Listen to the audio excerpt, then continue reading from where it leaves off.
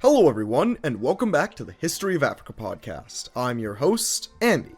In our last episode, we examined the religious, cultural, and architectural changes to Kilwa under the rulership of its most famous and impressive central figure, the father of gifts himself, Al-Mawahib.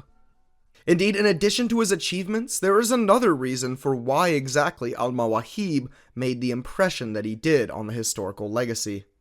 In part, we can attribute this to the impression that he likely made on one of the most famous figures of the late medieval world, himself an African globehopper with few equals.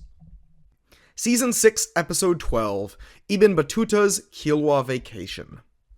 In the year 1330 AD, a ship carrying a very special visitor arrived in the port of Kilwa. This passenger had come quite a long way, sailing between various cities in the western Indian Ocean for the last 2 years, visiting dozens of ports and countries along the way. But even that was just a small section of a much grander life journey. Over the last 5 years, Abu Abdullah Muhammad Ibn Battuta, or as he is more commonly known, Ibn Battuta, had traveled over land and sea across much of the Islamic world. Hailing from an important scholarly family of Amazigh people from the city of Tangier in northern Morocco, Ibn Battuta had began his journey with a Hajj to Mecca, visiting many of the cities of northwest Africa and Egypt along the way, before eventually making his way through the Levant, Mesopotamia, and eventually to the holiest city in Islam of Mecca. However, even this journey was apparently insufficient to quench Ibn Battuta's curiosity about the world and his ever-expanding wanderlust.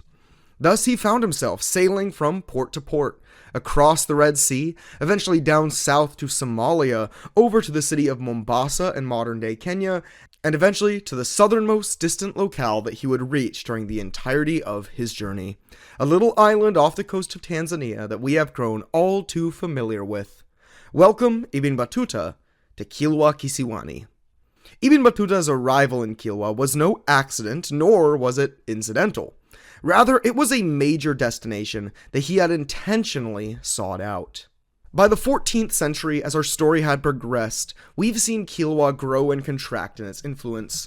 Under the rule of Al-Mawahib, when Ibn Battuta arrived, Kilwa had grown to become a truly world-renowned port, perhaps even the single biggest middleman in gold production for the entirety of the Islamic world, as well as one of the world's largest entrepôts for ivory and decorative wood.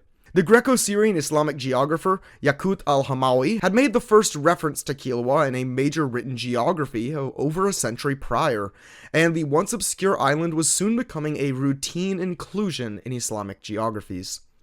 The city, once periphery to the Islamic world, was now representative of the furthest southern outpost of integrated Islamic civilization. In each city that he visited, Ibn Battuta, a man well educated in Islamic scholarship, would make notes about the city's religion, and particularly how well its leaders were keeping up with Islamic praxis and scholarly belief. When he believed it was called for, Ibn Battuta was far from afraid to write critically of his hosts. For example, years after his time in Kilwa, Battuta will launch another separate expedition and end up south of the Sahara in West Africa. During his time visiting the Empire of Mali, he will end up leaving a decisively mixed review of that kingdom's religious practice. He praised Malian generosity, cleanliness, and fastidiousness to prayer times, and their commitment to Islamic religious education. However, he also criticized the Mali Empire's women and their supposed lack of modesty. People often falsely claim that this is a reference to a lack of head coverings worn by women in Mali, but this was not the case. Head veiling was rare in the Islamic world more generally at the time, and this was especially true in North Africa, where Ibn Battuta was himself from. In fact, the opposite is kind of true. When Ibn Battuta found himself in a country where head veiling was common, he would make note of that as an unusual local custom. Instead, what he was referring to in Mali was the practice of women walking around with their tops off, with their breasts being exposed, which is seen as a pretty ordinary and not especially sexually provocative way of dressing in the Sahelian regions of West Africa at the time. Additionally, he criticized the presence of local poets who retained certain pre-Islamic traditions in their own traditional storytelling, and the common consumption of food seen as unacceptable in Islam by the people of Mali, such as donkey meat. This treatment is far from unique to Mali. Throughout his travels, Ibn Battuta tries to frame himself as a fair critic. He gives credit where it's due and criticism where he sees fit, which makes it all the more special that regarding Kilwa, he has nothing but the most glowing recommendations to give. To quote from his travelogues, "The Sultan at the time of my visit was Abu al-Muzaffar Hassan, who was noted for his gifts and generosity. He used to devote the fifth part of the spoils of war to pious and charitable purposes, as is prescribed in the Quran, and I have seen him give the clothes off his back to a beggar who requested them from him." While his notes on Kilwa are short, the rest of them are just as glowing as the section that we saw. He compliments the city's architecture, especially its mosque, and makes note of how fastidiously the people there follow Islamic law. When it comes to criticism, he has no notes. Basically, according to Ibn Battuta, Kilwa is 100% an awesome, upstanding Islamic society. By the time of his visit, he makes no notes of any sort of syncretism, and, most interestingly, makes no notes of any Ibadism holdover either, instead claiming that the entirety of the population are represented by Sunni Muslims following the Shafi school. It seems like Al-Mawahib's Sunniization efforts from last episode were pretty dang effective to have made this much of a change within one generation. But among that little anecdote highlighting the immense generosity that Al-Mawahib displays, you might have noticed a brief mention of something else interesting. The reference to spoils of war. This of course begs the question, what war is Ibn Battuta referring to here, and what war are the people of Kilwa fighting? Well, Ibn Battuta's travel record gives a little bit more information towards us, but tantalizingly little as well. He claims that Kilwa was trapped in a perpetual, intermittent, and seemingly unending war with the people that he vaguely refers to as the idolatrous Zanj. Zanj as a whole just meant basically anyone from this region of coastal East Africa, and idolatrous of course refers to the non-Islamic populations of the coastal mainland. Beyond that, though, we are left to guess. It's not clear whether Ibn Battuta was describing small-scale raids or large-scale raids, or maybe even wars to extract loyalty oaths, vassalization, or even attempts to outright conquer mainland territories. It is worth noting that during the late 13th and early 14th centuries, numerous other settlements featuring Swahili cultural motifs found on Kilwa, such as limestone buildings and evidence of the Islamic religion, began to pop up around much of coastal mainland East Africa. In coastal Tanzania, you have sites like Umbuamaji and Kisiji, and many others as well. Across the sea, you can find many other settlements rising in northern Madagascar and Comoros. Even in pre-existing Swahili settlements, this is often the first time that we see evidence of the local people imitating some of the styles found on Kilwa. This is sometimes taken to be a sign that Kilwa was actively expanding into and colonizing these regions, but to be honest, there's really not that much evidence for this, and local oral traditions in these respective areas mostly contradict the idea, rather than supporting it. Rather, they overwhelmingly state that these societies were independent of any sort of foreign authority, that Kilwa might have had some economic influence in their rise, but not much more than that. And to be honest, this brings us into a whole other matter. If you look for period maps of Kilwa online, you'll often find it being displayed as an extensive state that united a major swath of the East African coast under its hegemony. To be honest though, there's not really much evidence for that. Indeed, the textual evidence from the time, and oral traditions from around the region, generally instead support the idea that Kilwa was, yes, a major kingdom ruling over multiple important islands and a handful of mainland colonies, mostly nearby Kilwa Kisiwani or near other major mercantile hubs like Sofala. But they don't really lend any evidence to the idea that it was a major regional empire with vast swaths of land. Honestly though, the fact that Kilwa did not command the resources of those vast swaths makes its rise all the more impressive in a way. The fact that what was essentially a city-state and a few surrounding islands that it dominated were wealthy enough to pool together the resources to build something like the Great Mosque is quite astounding when you consider this context.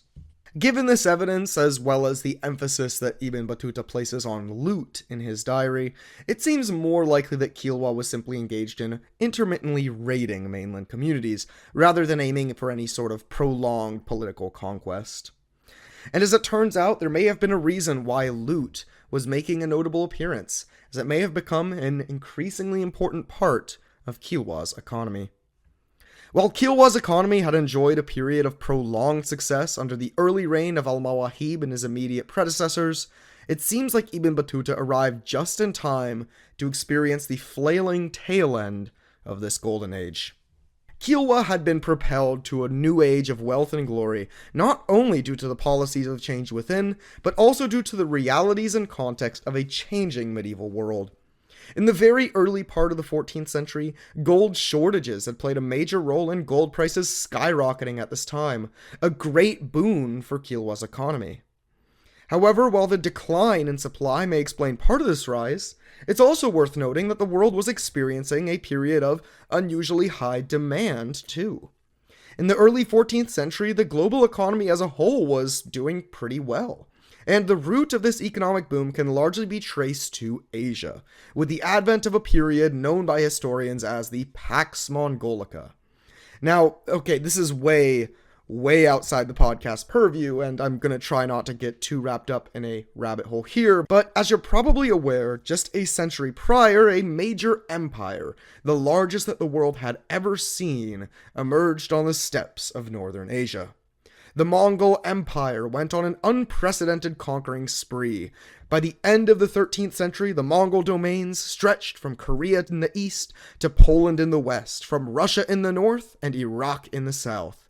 This continental-scale empire and its rise changed human history in a, honestly, uncountable number of ways. Just the enormous and horrific loss of life from these campaign alone were a truly staggering and monumental event. However, as the dust settled, a new world order would briefly emerge. As the late 13th century became the 14th, and large swaths of the world now under the control of a handful of Mongol successor states instead of hundreds of squabbling kingdoms, things started to transform. The era of the Pax Mongolica, or Mongol peace, began, and a global explosion in trade and commerce came with it. The markets of Asia and Europe were more accessible to each other than ever before, and as a result, the markets of Africa were more accessible for each as well. Demand for gold, a globally recognized medium of exchange, soared to new heights as the scale of commerce expanded ever more, and the Indian Ocean trade routes that facilitated Kilwa's economy became the busiest that they had ever been. However, these good times could not last forever, and a series of crises were brewing that would not only bring Kilwa's golden age to an end, but, depending on who you ask, arguably marked the true end of the global medieval period. The first of these major transformations would be a shifting global climate. A series of crises were brewing that would not only bring Kilwa's golden age to an end, but have the same effect across much of the world. According to some scholars, you can identify this crisis of the 14th century as the beginning of the end of the global medieval period. The first of these factors that would transform human history was a shifting global climate. The exact causes of this change are uncertain, with scholarly guesses ranging from solar flares to volcanic eruptions to even maybe the declines of the human population from the Mongol conquests and their fallout. What is clear is that at the start of the 14th century, things started to cool down, literally. While it wouldn't hit its trough in chilliness for a few more centuries, a trend in global temperature cooling began at the start of the 14th century, which would eventually be known as, a little hyperbolically, as the Little Ice Age. While this change in temperature was small in the grand scheme of things, especially at first, it did have a notable effect on global agriculture and economics accordingly. It was still enough to have a notable effect on global agriculture and economics. At the same time, the political equilibrium that had defined the Pax Mongolica was beginning to break down. Again, super interesting topic that I can't really get into without going down a whole different rabbit hole, but that relative age of peace in the former Mongol Empire would begin to break down around this time. Many of the Mongol successor states began to gradually lose control and power over their domains. Revolts and wars with their neighbors began a breakdown in the status quo, and soon the Pax Mongolia was becoming a lot less Paxful. The mercantile flourishing that emerged during the Pax Mongolia would begin to soon decline as well, and the price of gold with it. Kilwa was far from alone in struggling to face the economic turmoil that came with the early signs of instability in the Mongol world. Many countries across the world faced severe economic depressions during this time. Across Africa, in the West African Mali Empire, the economy slumped in the back half of the 1320s. While oral traditions from the region attributed this slump to the Mansa of Mali's lavish spending on his famous pilgrimage to Mecca, again, future season material, attributing this decline to this global depression and a corresponding slump in gold prices makes a lot more sense. In Europe, many kingdoms experienced their worst famines in their history to this point, and many kingdoms also faced popular discontent over the worsening economic conditions, manifesting in numerous peasant revolts throughout that region. Meanwhile, the greatest empire in the history of Southeast Asia, the Kumeyaay Empire, was experiencing its own catastrophic economic and social collapse at the time. The so-called late medieval crisis was already a truly global catastrophe in 1330, and Kilwa was being affected like everyone else.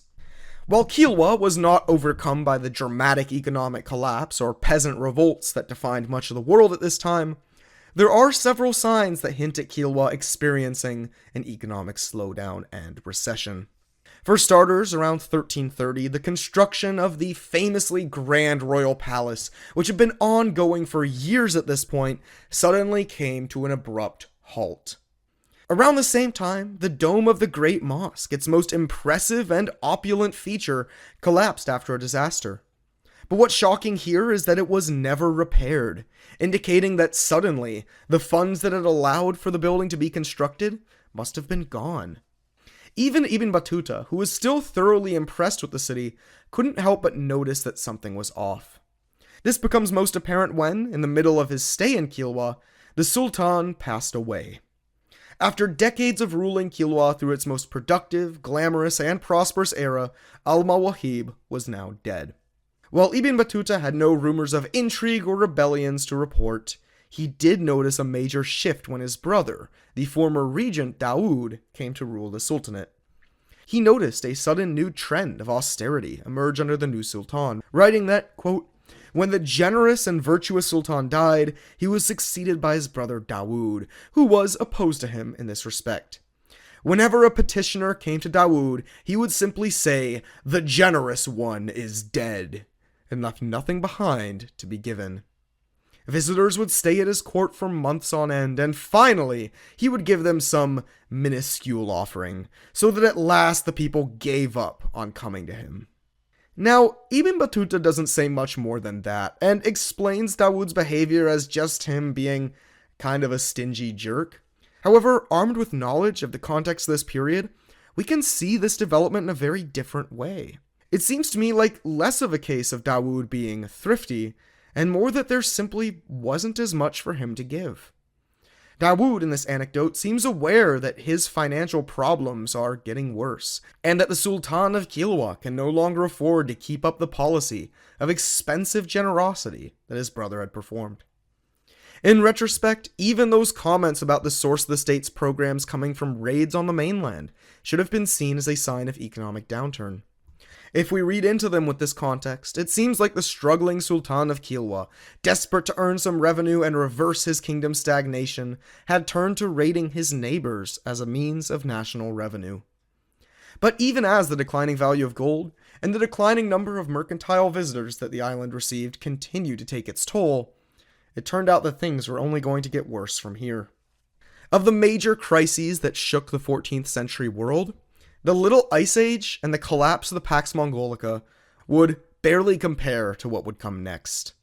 It would begin with the outbreak of a mysterious disease, likely caused by an aggressive strain of the bacteria Yersinia pestis, or bubonic plague. This strain began to ravage the world. East Asia, the Middle East, and Europe were hit extremely hard, with an estimated 1/3 of Eurasia's population succumbing to the terror of disease. We think that Ethiopia was likely hit extremely hard too, with one medieval chronicle from the period claiming that the country was hit with an outbreak of disease so awful that there was not enough people alive to bury the dead. Egypt and the Maghreb would also be devastated. The Mamluk Sultanate of Egypt would undergo a terrible economic and social collapse during this time, one from which they would struggle to recover from for the rest of their history. However, while the plague did reach into much of Africa, and we do have some examples of isolated outbreaks in the interior of the continent, fortunately, there is no evidence known yet that it reached the same devastating proportions that it did in Eurasia, North Africa, and Ethiopia. Kilwa, it seems, was one of the regions to get off relatively easily. While Kilwa may have suffered from the bubonic plague, it doesn't have any of the telltale signs that give away the devastation that it caused, as there are no mass graves or evidence of mass cremation from this period on the island. But even if it avoided the worst parts of the Black Death, Kilwa was still affected by its reverberations. For those living under it, the Black Death would have felt like a truly apocalyptic event in every corner of the world, and it was one which sent the already crisis-strewn global economy into a chaotic tailspin. Kilwa, a state thoroughly dependent on its mercantile economy for everything, even relying on off-island food sources to feed its rapidly growing population, could not cope with the changes. The economic downturn of Kilwa during this time will not be permanent, but it's hard to overstate how devastating it was. But while this might sound doomy and gloomy, I do need to reiterate that Kilwa here is not dead. We are not discussing the fall of Kilwa today, as in fact, this little East African mercantile kingdom will last quite a bit longer. While its ultimately brief golden age has essentially passed, and in many regards it will never quite reach the apex of power that it had under Al-Mawahib, its history will continue to evolve, it will stay fascinating, and Kilwa will carry on for centuries more. Life will continue, and in our next episode, we'll see how people coped with this sudden and enormous shift in their lifestyles. Thank you for listening to the History of Africa podcast. If you like our show, then we would greatly appreciate if you could help support the show and our project of freely available online history education. You can do this by supporting us at patreon.com/historyofafrica, providing us a rating or review on Spotify, Apple Podcasts, or iTunes, or by sharing the podcast with anyone who you think might enjoy learning about African history. This episode is brought to you by our supporters on Patreon, including Naomi Kanakia, Iofagbamie, Dimitri, Alexander Travis, Bibi Milliam, Conrad Schwenke, Pascal Nwakocha, Joe Maxwell, Nkechi Nwabodike, Kwajo Amankwa, Douglas Harder and Sherry Robinson, Craig Bolton, Samuel Badou, Ghassan Firjiani, Kitty, Mac T, Kelvin J. Norris, Ellen Fisher, Jessica, Tariq Beetleman, Yannick Bolnet, and Shixnay Brennan, among others. Thank you all for supporting the show. It really, really, really, really means a lot.